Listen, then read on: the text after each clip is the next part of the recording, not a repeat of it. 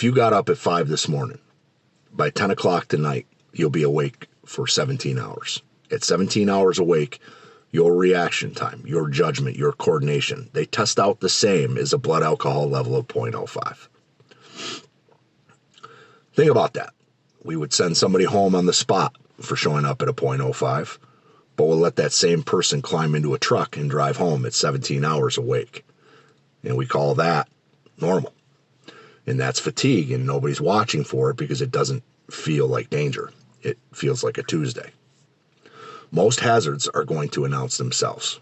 The suspended load, the unguarded edge, or rotating part, you see those coming. Fatigue doesn't do that. It doesn't look like a hazard. It looks like you, just a little slower. But it steals one thing, your margin, the buffer that catches the mistake before it becomes an injury. When you're sharp, you catch the thing that moved. You catch the step you skipped. You catch the other person's error before it lands. Tired, you don't. Not because you're careless, because the part of your brain, the part of your brain that catches it is only running at half speed. Now, let me tell you 3 ways that this plays out, and none of these are one person. They're all of us. The most dangerous part of the day isn't the shift, it's the drive after it. Picture the end of a long turnaround. First week back after a holiday, like right now, everybody's short on sleep, running on fumes and coffee. The work's done, the truck's warm, the highway hums, and the heads start to nod. Just for a second. A 4-second microsleep at highway speed covers the length of a football field. Eyes closed, the whole field gone. The job didn't get them, the commute nearly did. That's where fatigue collects its bill, in the parking lot, on the highway, not on the deck, not underground. Now picture your most experienced hand. 20 years in, 5 hours of sleep after holiday travel, tramping all over the place. They step up to a task they've done 1,000 times before. Muscle memory, autopilot, nothing to think about. Except something's different today. A condition changed. A guard's off. A line's still charged. One small thing.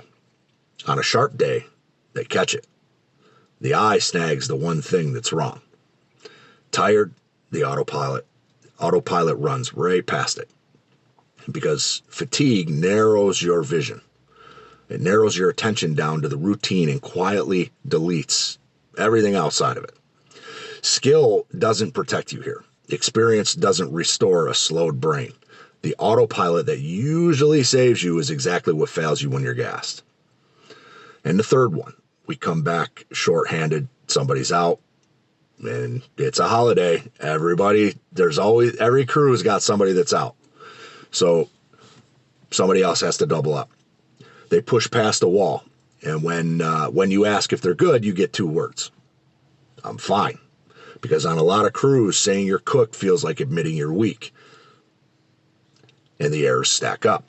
Not because nobody saw it, but because nobody had the margin left to catch it. And nobody had the room to say so.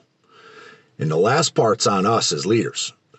The people running the crew. If I'm not sharp right now, get you in a whole world of crap and get somebody, hard time, the crew sees that, and you've just taught the whole crew to hide it.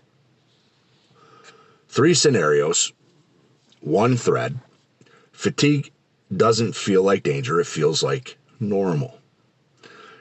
And it quietly steals your margin, and that keeps you safe and keeps everybody else safe.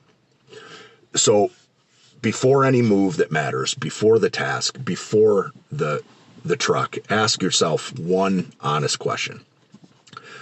Am I sharp enough to catch this if it goes wrong? Not, can I get through this? You can get through almost anything tired. The question is whether you've still got the margin left to catch the mistake. If the honest answer is no, that's not weakness. That's the most professional call you're going to make all day. Run the self-check before the critical task, not after. Hours awake, hours slept. How many days deep are you into a hard stretch? Watch each other. Fatigue is easier to spot from the outside.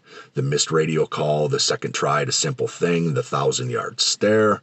If you see it in your people, if you see it in your partner, say it. Plan the drive home like it's part of the job, because it is. If you're gassed, take a long stop. Splash some water. Call somebody. Coffee. Then a 20-minute nap if you have to. Trade the drive if you can. And if you run this crew, make "I'm not sharp right now" a sentence people can say out loud without paying for it. Reassign the task. Take your time. Buddy it up. Do that once in front of everybody, and you've changed the culture more than any policy will.